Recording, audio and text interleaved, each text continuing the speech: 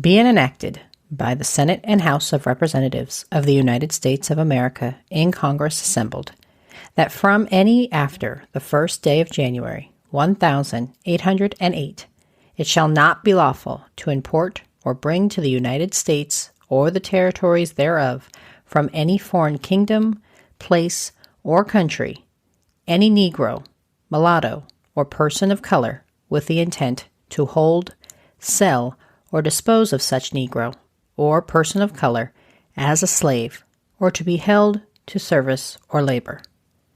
United States Congress, 1807. Welcome to Civics and Coffee. My name is Alicia, and I am a self-professed history nerd. Each week, I'm going to chat about a topic on U.S. history and give you both the highlights and occasionally break down some of the complexities in history and share stories you may not remember learning in high school, all in the time it takes to enjoy a cup of coffee.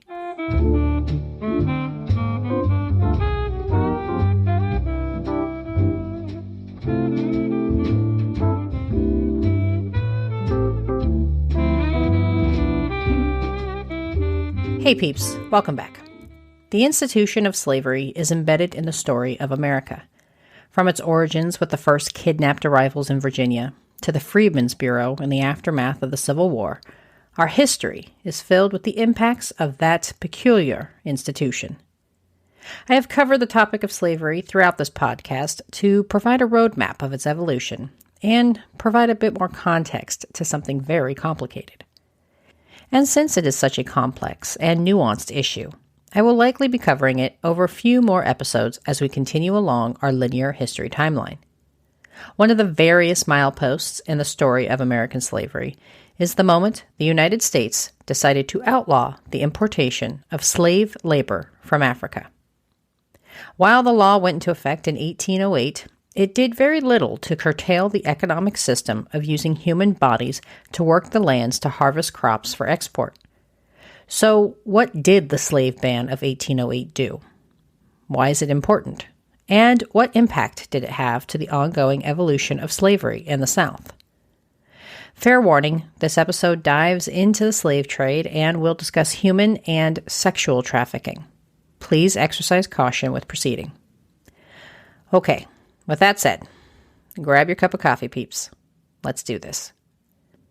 On December 12, 1806, then-President Thomas Jefferson commended Congress for introducing legislation implementing a ban on the international slave trade, writing, quote, "I congratulate you, fellow citizens, on the approach of the period at which you may interpose your authority constitutionally to withdraw the citizens of the United States from all further participation in those violations of human rights which have been so long continued on the unoffending inhabitants of Africa, and which the morality, the reputation, and the best of our country have long been eager to prescribe.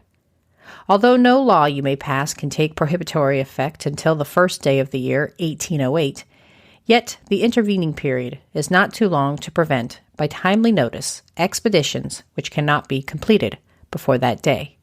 End quote.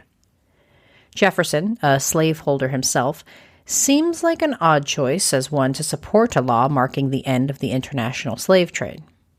Jefferson struggled with the question of slavery throughout his life, proposing various potential solutions in the hopes the practice would die out, but never quite made the jump of calling for its abolition outright.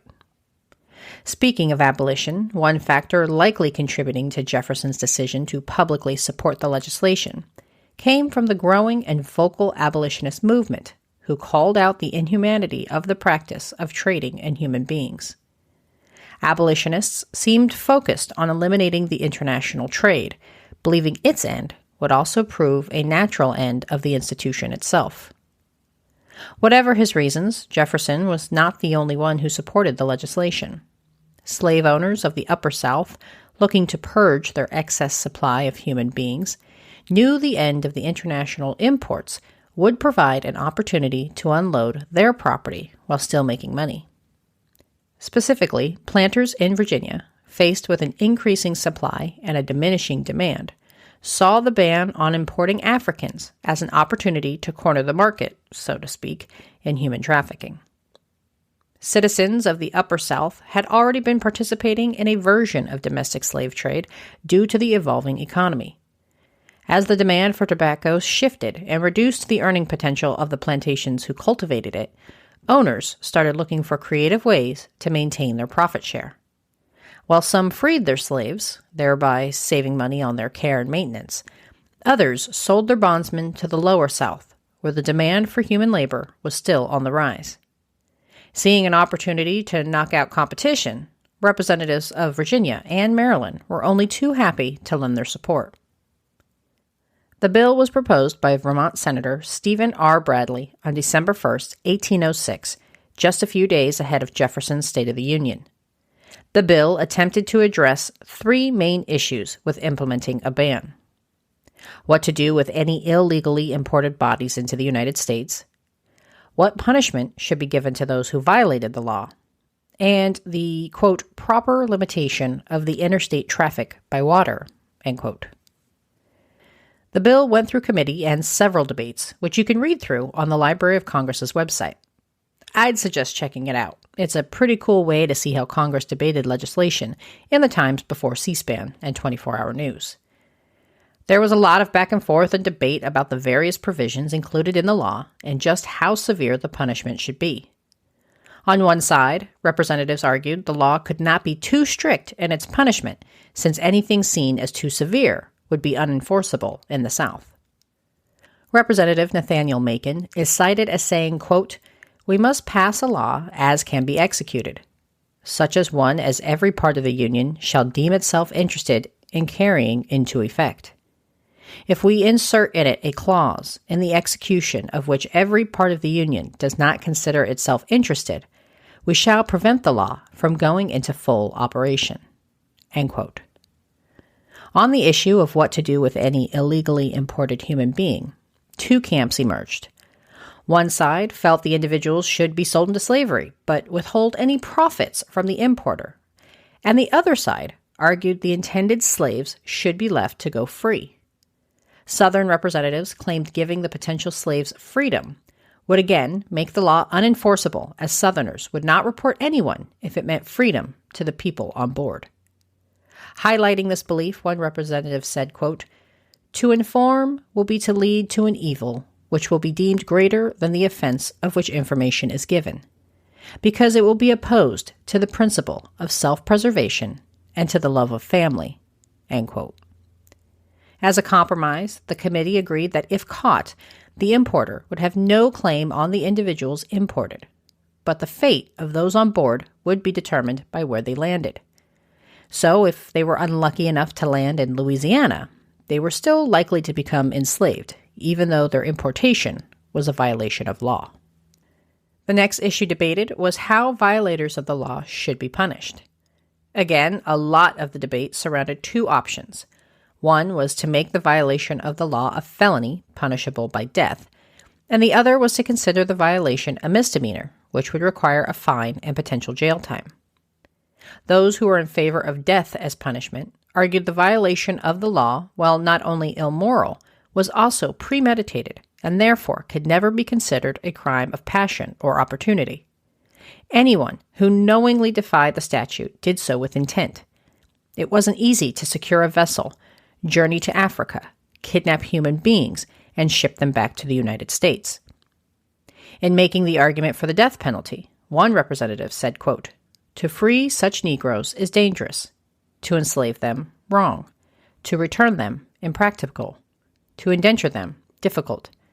Therefore, by a death penalty, keep them from being imported." End quote. Detractors argued that death was an excessive penalty. Representative Stanton of Rhode Island quipped, quote, "I cannot believe that a man ought to be hung for only stealing a Negro." End quote. Opponents argued the punishment did not fit the crime and therefore ran the risk of making the law again unenforceable. Representatives worried that such an excessive punishment would only serve to increase sympathy for those violating the law. In their argument, anyone who is aware of the punishment of breaking the law would simply look the other way, not believing death was the appropriate penalty. Ultimately, the committee agreed on fines over death. The final issue addressed in the bill was how to deal with interstate coastal trading. Some representatives argued for the prohibition of all water-based transportation, claiming that without banning ships from transporting intended human cargo, that the whole law would become null and void, as any ship could claim they were only involved in domestic and not international slave trading. Again, Southern representatives objected, and the bill passed with a compromise, allowing for the use of rivers and waterways under United States jurisdiction to transport potential slaves. The bill passed on March 2, 1807, and was signed into law by Thomas Jefferson the same day. The international slave trade ban went into effect January 1, 1808, and is significant in that it marked the first time Congress stigmatized slavery, albeit in a very limited and specific way. So if the outside pipeline was cut off, how and why did slavery continue to flourish for another 60 years in the United States? If you've been a long-time listener of the pod, then you know I mentioned in a previous episode the practice of passing the status of enslavement from mother to child. This provided a guarantee of new bondsmen and women available to work the fields. And unlike other countries who also banned importing human beings to serve in bondage, the United States, benefited from milder climates, and as a result, enslaved individuals lived longer and produced more children. The domestic slave trade exploded in the aftermath of the import ban. By ending international trade but refusing to address domestic trading, Congress provided insurance for anyone dealing in human beings. White men set up shop throughout the South, and as a result, thousands of human beings were shackled and forced to remain in servitude. Between 1800 and 1860, roughly 1 million enslaved individuals were transported from the Upper South to the Lower South thanks to the domestic slave trade. The forced migration greatly increased the number of enslaved individuals in states like Louisiana, Mississippi, Alabama, and Georgia, who went from 160,000 slaves to 510,000 slaves in just a 20-year period.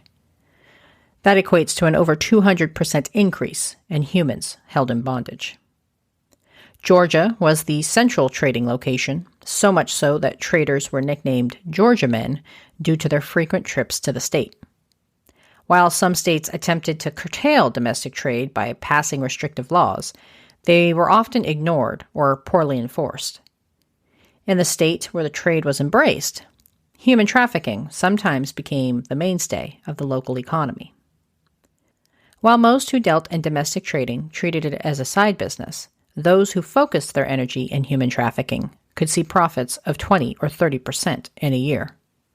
In his book, The Ledger and the Chain, historian Joshua Rothman reviewed financial records and found traders who netted a profit of $80,000, or roughly $2 million when adjusted for inflation. Another contributing factor in the spread and increase of slavery was the availability of land for growing cotton. As the federal government forced indigenous tribes, such as the Chickasaw and Choctaw, off of their homeland, excited would-be planters snatched up the nearly 18 million acres and turned it into cotton fields. As cotton prices increased, so too did the cost of the human property used to cultivate the crop. In just a 5-year period, the price for young black men almost doubled. Of course, the domestic trade was the worst for black women. Thousands of women were traded and sold for the sole purpose of sex. This practice was so prevalent, there was even a nickname for these women: fancy. Typically consisting of fair or light-skinned young women, these, quote, fancies, not only were sold at a premium to be used and abused by their male owners, but had to endure the extra insult and burden of passing their enslaved status to any child born as a result. So while banning the importation of slaves was a good and necessary first step, it proved ineffective in stemming the spread of using human beings as a source of economic power, forcing the country to confront the issue in the run-up to the Civil War in 1861. Before I sign off for today, I do want to let you know I had an opportunity to be a guest on a podcast I've mentioned a half a dozen or so times here, the presidencies of the United States. Jerry invited me on his show a couple months back to discuss the life of and rank cabinet member and Broadway superstar Alexander Hamilton. As usual, Jerry provided a detailed narrative of Hamilton, and I got to sit back and judge.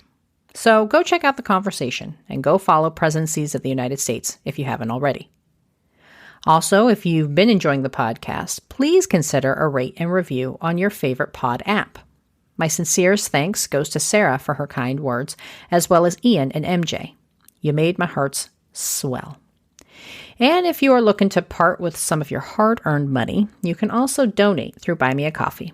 Your donations go towards keeping the show commercial-free and keep the books and coffee supply full. Thanks, peeps. Thanks for tuning in, and I hope you enjoyed this episode of Civics and Coffee. If you want to hear more small snippets from American history, be sure to subscribe wherever you get your podcasts. Thanks for joining me, and I look forward to our next cup of coffee together.